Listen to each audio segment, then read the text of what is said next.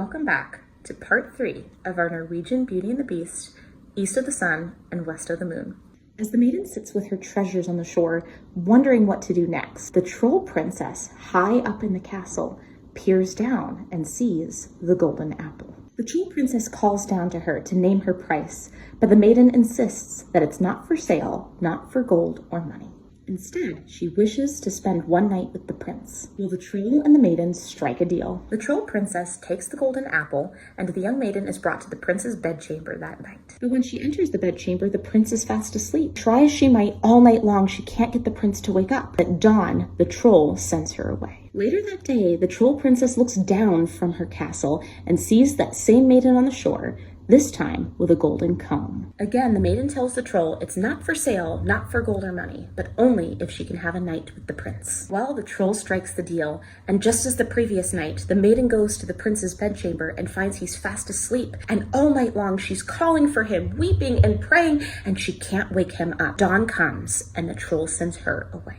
It's starting to feel pretty hopeless at this point. However, it's very lucky for the prince that some very good people brought to the castle against their will overheard this happening for 2 nights in a row. But there's some young maiden who comes to his bedchamber and is trying to wake him up. These people tell the prince of this, and the prince realizes the troll princess has been giving him a sleeping potion this whole time. That evening, he pretends to drink the cup she gives him. But on that 3rd day, once more, the troll princess peers down from up high in the castle and sees the young maiden on the shore, this time with the golden spinning wheel. Again, the troll and the young maiden strike the same bargain, the golden treasure in exchange for a night with the prince. However, this time, when the maiden goes to the bedchamber, she finds the prince is awake. The two talk all night long of how the maiden came to find him and how the prince was given a potion by the troll, and now what they must do next to escape the castle, because tomorrow is meant to be the wedding day of the prince and the troll. At dawn, the troll princess sends the maiden away,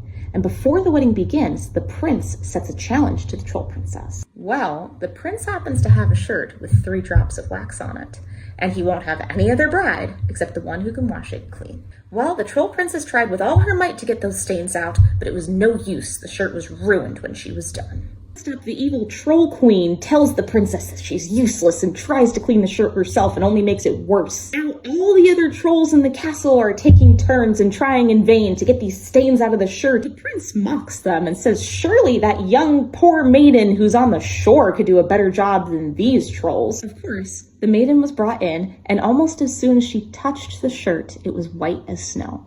Now, it's not entirely clear what happens to the trolls at this point. In the version that I have, it's that they burst on the spot. So I guess they explode out of anger or from a spell being broken. I'm not sure. But no one ever hears of them again. All of the good folk who were trapped in the castle get to take silver and gold with them. And both the prince and the maiden get to leave the castle, return to their home, and live happily ever after. While this is my personal favorite fairy tale and my favorite version of Beauty and the Beast, especially because the maiden gets to be the hero and defeat the trolls, this isn't the end of our Beauty and the Beast journey. Follow along for more.